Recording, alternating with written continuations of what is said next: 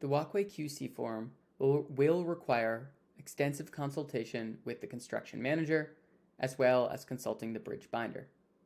Some of the QC photos require you to verify that connections between the suspenders and crossbeams are done correctly. And in order to do this, you'll need to reconsult the bridge binder. I do this every time, no matter what.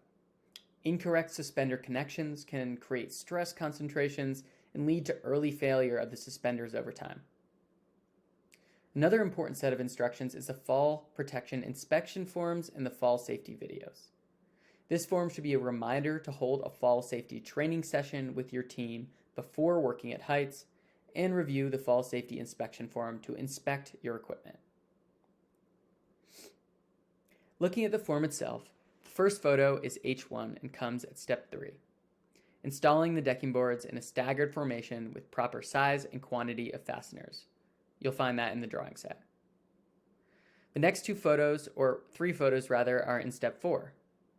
We have measuring the level of the deck at midspan and making adjustments to the level deck if it's tilted, which is H2.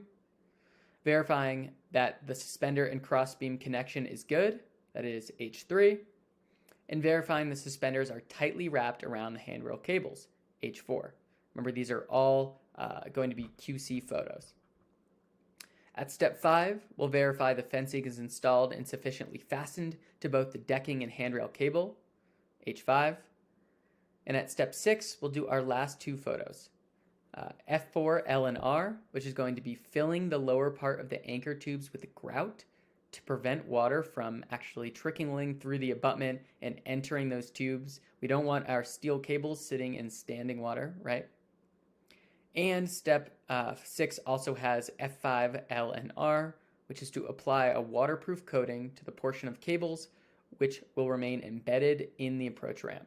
So you should have a special paint to paint on to the cables, and we'll do this to the cables that are embedded. So cables that can be sitting up against and trapping moisture for longer periods of time. And make sure not to do this